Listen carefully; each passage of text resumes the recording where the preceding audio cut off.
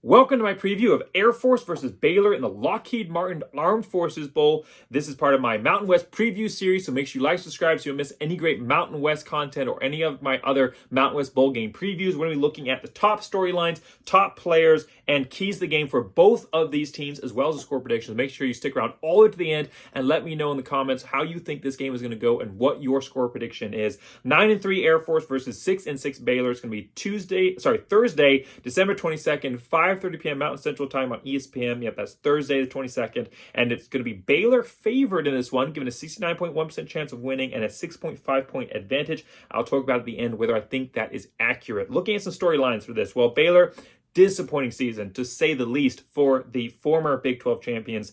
12-2 last year. Amazing start to the season as far as ending up in the top 10, and it just all went down. I mean, after the first whistle of the season, it pretty much all went downhill from there, finishing off the year 6-6.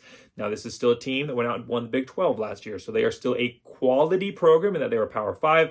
Air Force will not be sleeping on them at all, despite their records being significantly different. But this is a Big 12 team that is hurting. They maybe want to show something, maybe want to prove something in this game and just kind of put this horrible year behind them and build forward to the future. I remember Boise State playing a down Baylor team a few years back in a bowl game, and it didn't go well for them. So Air Force in this matchup needs to make sure that they are prepared and ready to face this team.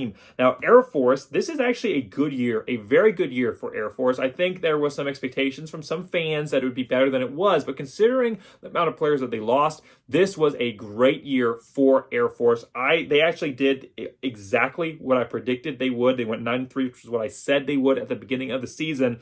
It's an Air Force team that is in their fourth straight year of 3 or less losses. Fourth straight season where they have lost 3 or less games. That is incredible for an Air Force program that has been fighting its way into being a top team here in the Mountain West, to have that kind of consistency, even in a year where they maybe don't have all the depth that they might otherwise have had. This is an incredible season by this Air Force Falcons team as they continue to build their way into being one of those top programs in the Mountain West. Now, they were not really tested this year. They only played 2 what I would call quality top level, and I wouldn't even necessarily say that all these were top level teams, but they only played a couple of really quality teams in Boise State and Utah State, and they lost to both of them. So it's a 9-3 record, which was assisted by a pretty easy schedule. Can they come in and prove some things in this game versus Baylor? That's going to be a major storyline here for the Air Force Falcons.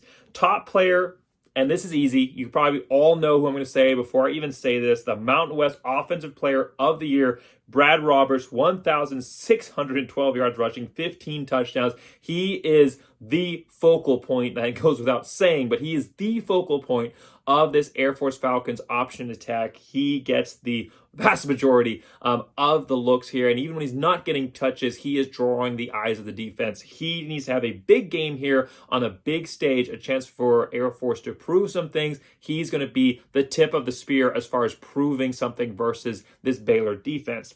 For Baylor, it's going to be their running back, Richard Reese, 962 yards rushing, 14 touchdowns. So not as impressive as what Brad Roberts was able to accomplish this season, but still a very good running back here for the Baylor Bears. Keys to the game here for Air Force, it's going to be developed more than just a gimmicky passing game. I don't think you're going to be able to win this game purely through the run. This is a good Baylor team, and that it's been a disappointing season for them, but this is still a Baylor team with good players. Top level, Power 5 level players. They don't see a lot of option attacks, so Air Force is going to be able to confuse them, but this is still going to be a strong defense comparatively to what Air Force usually faces that they're going to have to come up against here. So I think they need to have some element of a passing game. I think that's the next step for this Air Force team. You talk about a team that's looking for that next level of progression, has been building itself up, and is looking for that next step. The next step here for Air Force, I think, is to develop some form of passing game. I'm not saying you could get rid of the option. I'm not saying present a balanced attack. God, no. Air Force needs to continue to rely on the option because it takes advantage of the fact that they're not able to recruit the biggest type of players because of the military's weight restrictions. So they have to use the option to take advantage of that. It allows them to compete at a high level. But they still need to have some form of passing game that is not just simply a pull it out and throw it deep, or you occasionally have like a long bomb that you catch them unawares, you throw it to a running back or something like that.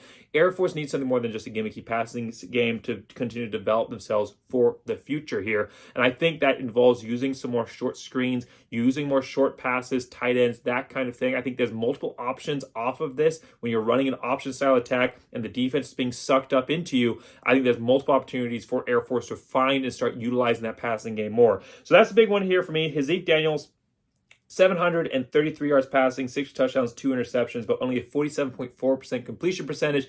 And that's because most of his passes are roll out and just throw it deep. And hopefully you've got an open receiver. So I think that is something that needs to be the next key here. I think Air Force, if you could present a little bit more of a not balanced. I don't want to say that, but if you can present something where you have a credible passing game and a threat. When you look back to Air Force teams a few years ago before the whole off-field issues that ended up knocking out their quarterback there. But if you look at that Air Force team, I mean, that was the scariest Air Force team I've ever seen, because that was an Air Force team that looked like they could beat you on the ground. If that wasn't working, they could beat you through the air.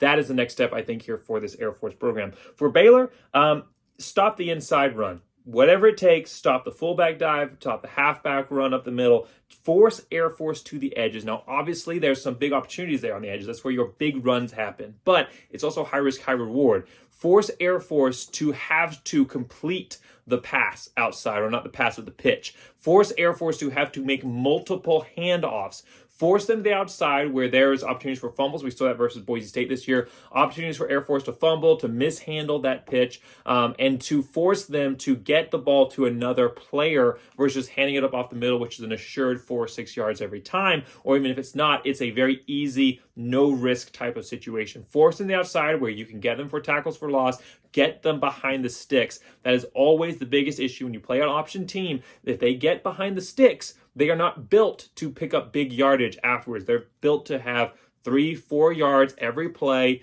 4 down type teams a lot of times, and able to build off of that and build momentum. And eventually the defense just gets tired of getting smacked in the face and they break. And so Air Force is going to be looking to do that. If you can focus on taking away the inside run, even if it gives up some big opportunities on the outside, Air Force is eventually going to probably make some kind of mistake, force them into those high risk, high reward, but definitely high risk situations for Air Force. So that's my keys to the game for both of these programs. Look at some of the top players. I really, really want to call the Air Force win. I really do. They're my third team. Boise State, Liberty, equal there at number 1. And if Boise State and Air Force, Liberty, either of those teams ever played Air Force, I would pick those teams over Air Force. But when they're not playing each other, when Boise State's not playing Air Force, I do root for Air Force. I have a lot of family connections to the Air Force Academy. They are a strong team for me. They are definitely my third team, and I definitely count myself a fan, though not a super fan like some great Air Force fans I know. Check out the Mountain West Facebook group if you want to see some amazing, fantastic Air Force fans. But I want to call a win here, and I'll be rooting for a win here for Air Force. But I think that the fact that they are so reliant on Brad Roberts in this offense, if he is taken away, I really doubt that Air Force is going to be able to have consistency. I think they're going to force themselves into some bad situations. Baylor is going to end up forcing them into some places where they end up taking that lost yardage. They end up having to punt it away, getting behind the sticks. Baylor taking advantage of that. They are still a former Big 12 champion. They are still a strong team as far as their roster goes. I think they're going to present some challenges here that Air Force are going to struggle to take advantage of or struggle to overcome. Again, this is an Air Force team that has not been tested this season. They've had a great year. They've had exactly the year that I predict. And unfortunately, I think that I'm going to be predicting a loss in this one. I hope it's the first time I'm wrong with this Air Force team this year. But I do think they end up taking the loss in this. I think Air Force loses this game to Baylor 28-17. And unfortunately, it's on the biggest stage. It's that chance to get a quality win. I really want Air Force to win this. I've said that a dozen times already, but I do think they end up taking the loss here versus Baylor. But Air Force has a strong chance. I don't think that this 69.1% chance of winning by Baylor is fair. I'd probably put it somewhere in the 57% chance range. Again, I think Baylor's able to take it out in the end. Air Force gets into a situation where maybe they're forced into that heavy passing game, which they're not built for, forced to make up some scores late in the game, and that does not happen. So I do think that 28-17 is a pretty fair look at this Air Force team overall. But I think they definitely can win. and my fan side is saying, go Falcons, get this win.